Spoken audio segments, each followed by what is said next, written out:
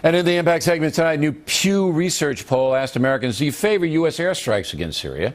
Just 29% said yes, 48% opposed, 23% don't know. And in Congress, there are some strange bedfellows going on. House Minority Leader Nancy Pelosi, very left-wing, supports attacking Syria. So does Senate Majority Leader Harry Reid. Senator Pat Leahy, another left-winger, says no at this point, as does conservative Senator Rand Paul. Joining us now from Washington, Fox News senior political analyst Brit Hume. Let's get right to the big question. The Senate's likely to support military action against Syria. Will the House?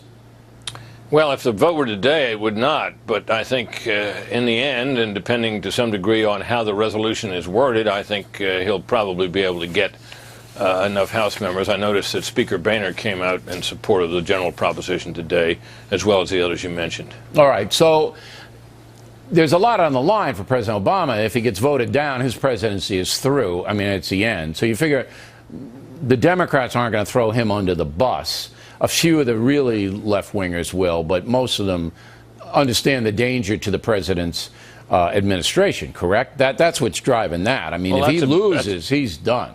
Yeah, but he can't do it with just Democratic votes in the House, obviously. He would need some number of Republicans, and the toughest challenge may be rounding them up, because a lot of them are dead set against him and are dead set against any further foreign military adventures at this point, particularly under him. So there's work to be done there, and it won't be easy, and there'll be a lot of wrangling over the language. You know, when you hear Senator McCain say what the things he wants out of this, he would like a broader mission. He wants major assistance to the rebels, right, and he would like to see action that would actually turn the tide of the war.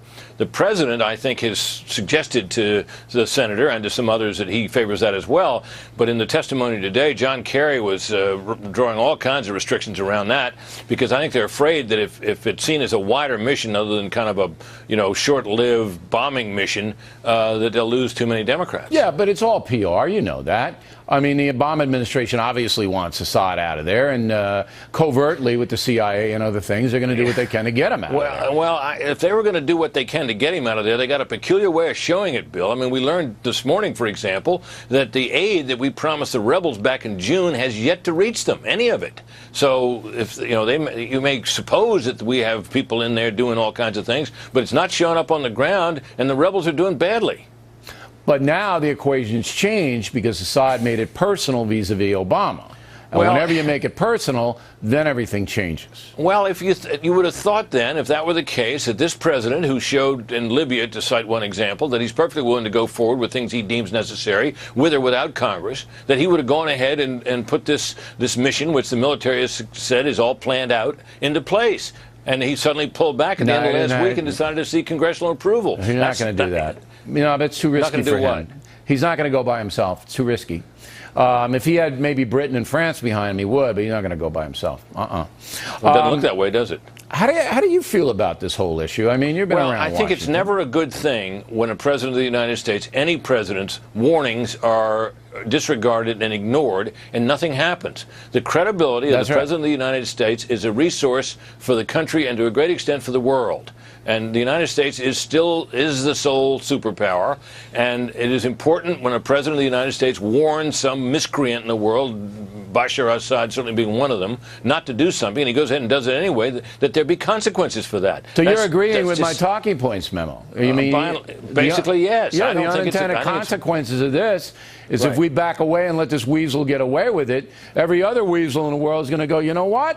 And then you're going to have chaos. You got to figure this is being watched pretty closely in Tehran and also Moscow. Absolutely. And other places in the world. So I think the president needs to be given the authority he fears he can't do without to go forward with this. And if it turns out to be a short-lived bombing campaign that doesn't change the course of the war, so be it. But it's better than nothing, which I think would be damaging. Now, last question real fast. I think no matter what happens, President Obama is a loser here. I think he's been embarrassed. Even if they go and they bomb him in 3 weeks after Congress says okay, I think he's a loser.